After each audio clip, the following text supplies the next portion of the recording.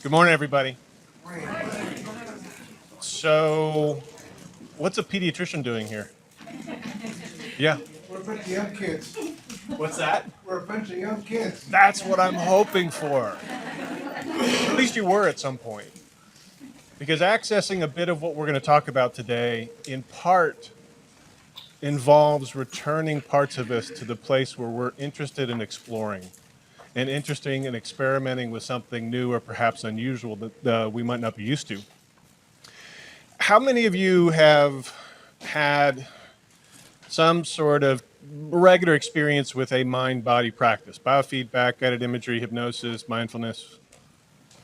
It's about half. Okay. So some of this may be new to all of you. Some of it may be a little bit new to some of you.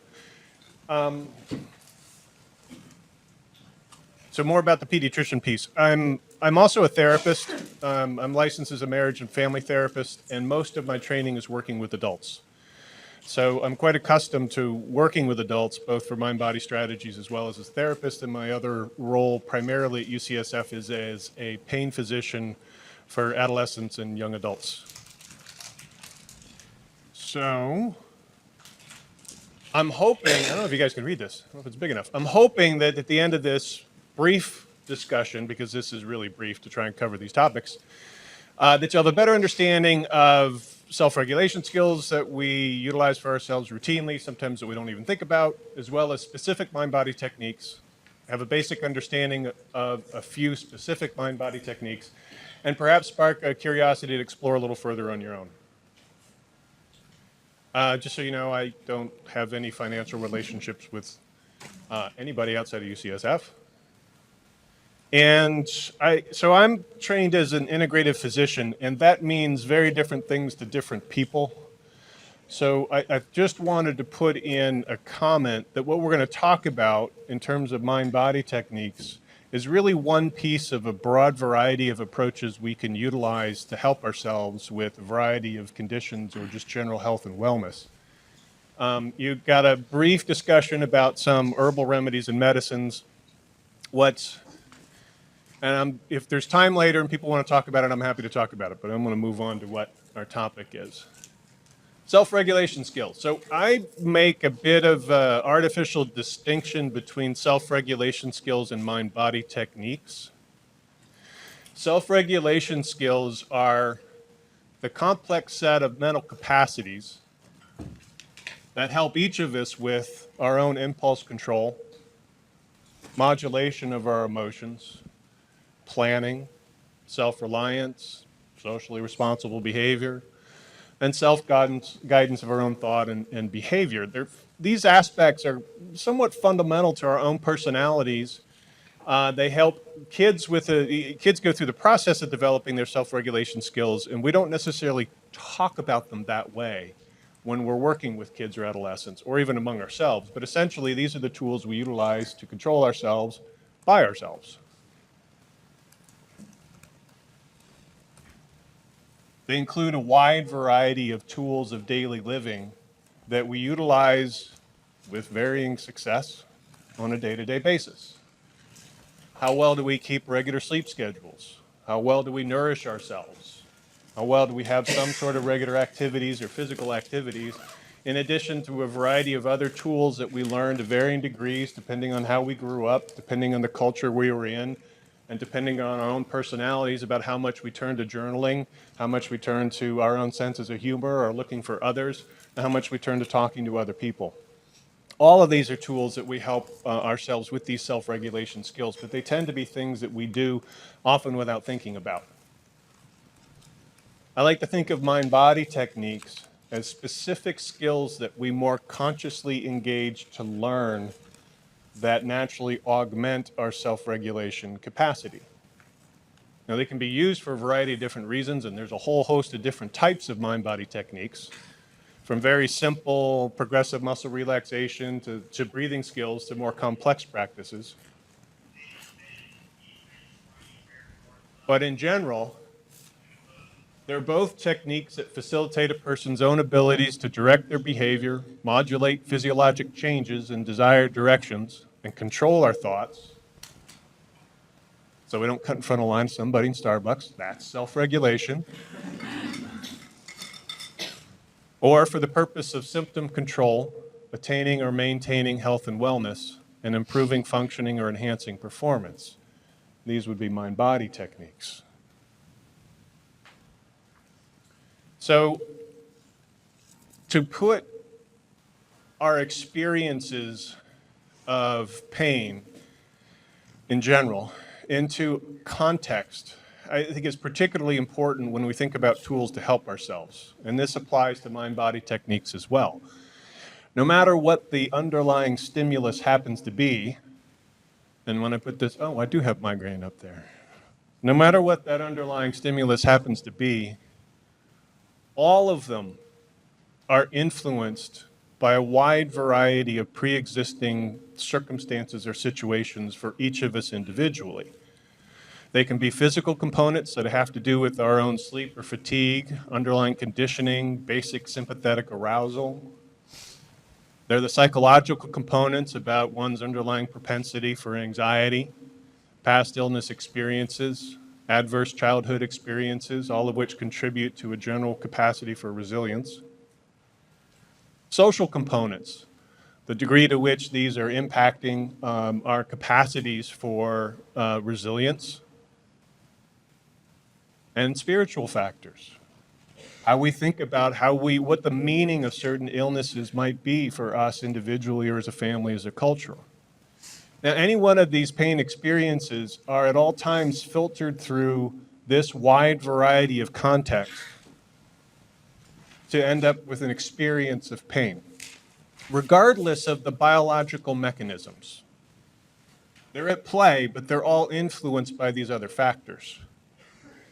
The idea of utilizing mind-body techniques to augment self-regulation capacities is to function in a way to augment our abilities to cope with, develop resilience, or alter and change the experience of pain, no matter what the underlying biological mechanism is.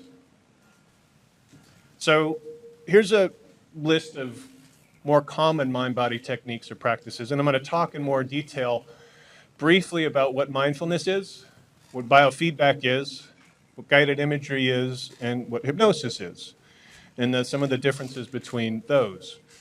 You're going to get a chance to get some individual direct experiences and more discussions from some other speakers about a variety of approaches to help with these tools as well.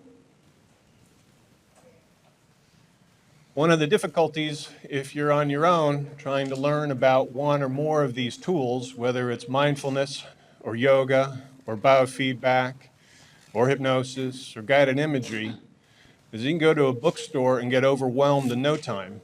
And these are just books for kids. So the ones for adults are even more massive and hard to weed through. And how many of you all know of Jon Kabat-Zinn? So for those of you who don't, Jon Kabat-Zinn was the one who first developed mindfulness as a secular tool.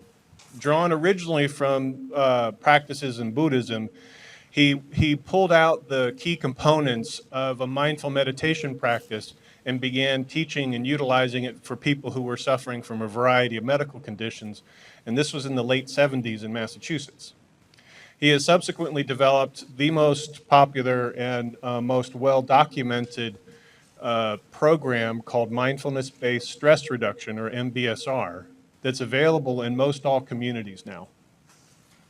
It's usually about a 10 to 12-week structured, one evening a week instructional program and learning about mindful meditation, and then you have one day long at the end of the retreat. But it's very secularized, just about learning what the practice is, and it really has no direct relationship with Buddhism. But what is mindfulness? We hear the word all the time now. It's become such a social meme that people will talk about being more mindful, but what do they actually mean? So in a technical practice sense, what mindfulness is the awareness that emerges through paying attention in a particular way, on purpose, in the present moment, and without judgment, to the unfolding of experience from moment to moment. And there's a key core difference between a mindfulness practice and the bulk of the rest of the mind-body techniques. For the most part, with mind-body techniques, we are looking at noticing and creating change in physiologic functioning. As simple as feeling more relaxed, to as more complex as changing and affecting blood flow, to changing the temperature of your own hand. Mindfulness, on the other hand, is very deliberately about not trying to change things, but to notice and become aware of whatever the current state is, whether it's my own awareness of standing here with my foot in a particular way and my hand holding the microphone and whatever degree of palm sweatiness is up here for standing in front of you all and talking to you. Being aware of that is what mindfulness is about. And over time, it becomes a capacity to be more aware of one's own emotional states, thoughts, and how they affect and change. And not only that, how they're all pretty impermanent. They come and they go. We don't frequently choose our thoughts. They choose us. So the difference has to do with letting go of trying to change with mindfulness, which is one of the hardest things to do with that tool, compared to the other tools, which have to do with learning to affect change. So biofeedback is a good example. Biofeedback basically is the use of any external device, usually some sort of electronic device, but as simple as a mood ring, which can monitor some physiologic parameter. It could be your heart rate, it could be your respiratory rate or depth, it could be muscle tension or tone, it could be your heart rate variability, skin temperature, a variety of tools. That information is taken to an external device, converted into something you can see and look at, and fed back to you. So you get to see what your heart rate is doing or what your skin conductivity or moisture level is doing. This is an example of a couple leads. The forehead leads there are likely muscle tension leads. In addition, let's see if he's got a finger monitor on here, and that's probably either heart rate variability with that particular monitor, or skin conductivity. And then when you're using that equipment, you usually are guided in some sort of relaxation practice so that you can begin to see how when you alter your breath, you can alter your heart rate, you can alter your skin conductivity. You can also utilize guided imagery or hypnosis with biofeedback to help augment the, or actually see the results. This is basically illustrating what I was talking about, using the signal, and this is just one example of what one computer program would print out. We attend to and modulate the process, and this is where tapping into our own curiosity is often really helpful. I find biofeedback particularly helpful for individuals who have a really difficult time telling the difference between a belly breath and a chest breath. And if somebody tries to help you distinguish the two and it's just, you can't get it, biofeedback's really, really helpful. All right, you can't see the word down there. It says guided. Guided imagery. Guided imagery is as simple as searching for guided imagery audio tapes online, and you can find millions of them. They're all over, and many are wonderful, beautiful tools for helping us feel and become more relaxed. Some of them are more specifically guided imagery tools. Bella Ruth Naparstek, if any of you have heard about her, has a whole host of guided imagery tapes that are often wonderful for many individuals. However, typically guided imagery, the imagery itself is chosen by the person who's speaking it and leading it, not by the individual who's receiving it. So for some people, a beach image like this is idyllic and often instills a sense of relaxation and peace. However, it may not always be the case, depending on what you or what some family's experience has been about being in the ocean. So when it comes to guided imagery, if one has an experience that isn't the best, it may not have anything to do with you. It may have to do with the operator, the person who's teaching or leading it. All right, so it brings us to clinical hypnosis. So what's hypnosis? This is a definition from one of my mentors and teachers who talks about hypnosis as a state of awareness, often but not always associated with relaxation, during which one can give oneself suggestions for desired changes to which one is more likely to respond than when in the usual state of awareness. She makes the argument that spontaneous self-hypnosis may happen in many circumstances while reading, listening to music, watching TV, jogging, dancing, playing a musical instrument, or a variety of other experiences. Some people would even include driving. How many of you have had the experience when you're on the highway and all of a sudden you look around and you realize, I've been past 3 exits and I have no idea because I have not paid attention at all. That's a form of a trance-like state. It doesn't mean it's a trance-like state that would be one that could be augmented for purposes of changing something you want to change. Hypnosis is not about being asleep. It has nothing to do with somebody controlling or telling you what to do or experience. It has everything to do in the medical context with learning how to provide for yourself a focused state of concentration and awareness, during which specific self-suggestions or imagery can be utilized to effect changes that you want to make. The problem with the word hypnosis is because of the popular understanding and the popular utilization for financial gain by some individuals. It has nothing to do with the way it's taught medically. That said, accessing clinical hypnosis can be tricky because there isn't a universally well-established credentialing system. I can talk about, if we have time, I can talk about how to look for people and what kind of certification to look for if you're interested in this. So this is just a rehash. Images and metaphor and language are key with this practice. And for those who are interested, when we do the breakout sessions, I'm happy to demonstrate one or more of these particular tools and techniques.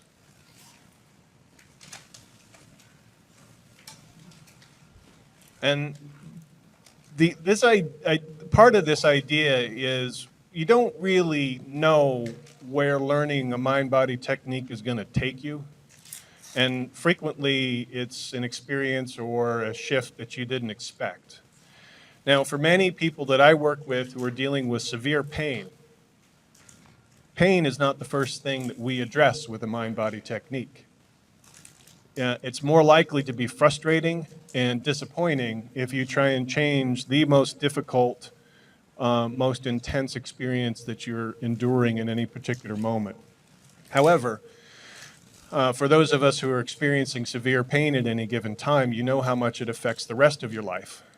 Sleep, for example. So one potential way of utilizing one of these tools is to utilize it to support another function for you on a day-to-day basis, whether it's sleep or facilitating coping or addressing just a general level of stress or anxiety to help the overall functioning before you would make any efforts to shift or direct the primary problem. And another one of my mentors, it's a comment that I think is important. This is a comment I use a lot when I'm talking with medical providers to help them learn how to use mind-body techniques, because how we talk reflects how we think, what we believe, how we teach, and what we come to expect. But I think that applies to all of us on a day-to-day basis. How we have the potential to adjust how we talk about the various factors in our lives influences the rest of the components about what we experience and what we believe. Another slide that I use for teaching with medical providers has to do with what are called common factors, mostly in psychotherapy. But in this case, these are important components that may be helpful for you if you choose to access learning mind-body techniques from another provider. The kind of sense of trust or connection or safety that you feel with somebody who's teaching is really important. If you have strong doubts or discomforts with somebody who's trying to help you with something, it's not likely going to work very well. Same thing has to do with one's own expectations coming into a particular practice. The more you can be open to the possibility for change, the more likely it's going to happen. Reframing about one's, I'm going to leave that one out because that's more about the practitioner component.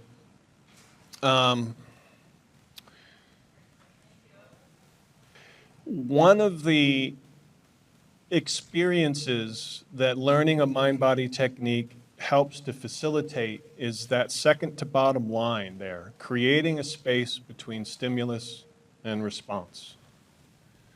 It's only in that space that we have the option to make choices in terms of how we respond to various triggers or responses.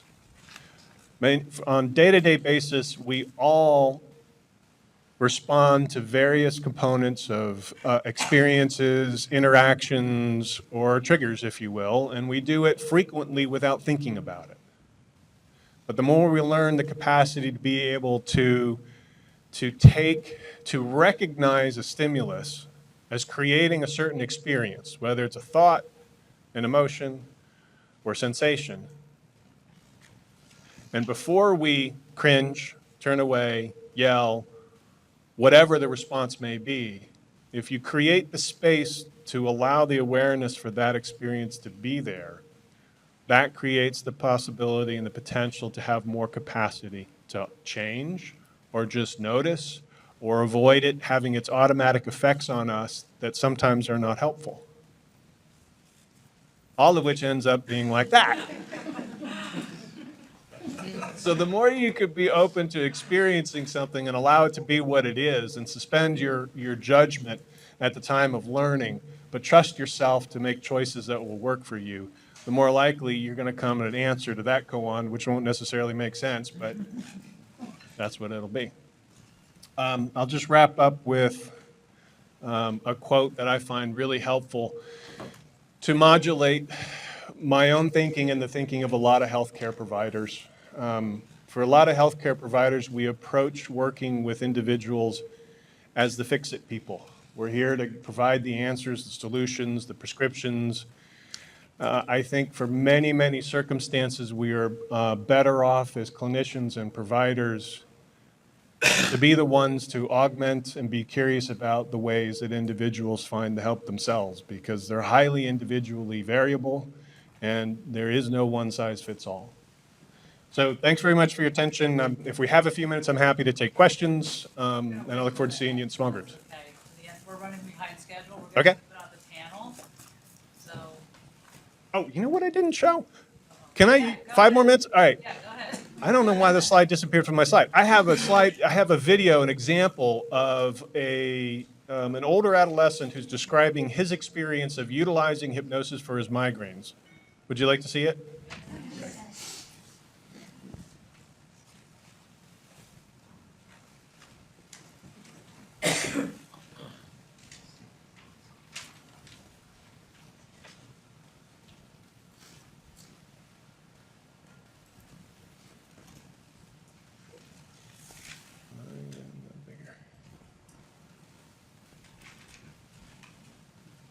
Matthew is a 16-year-old who learned self-hypnosis to manage his migraine headaches. My twin brother and I, we both had migraines around the same time when we were about 10 years old. And they were basically the same. They would be preceded by flashes of light, like you would look into a light bulb. And relatively quickly, about a half hour afterwards, you get the big pounding, throbbing headaches. Laying down, you have to puke a lot. And he grew out of it when he was about 12, but mine kept getting steadily more intense.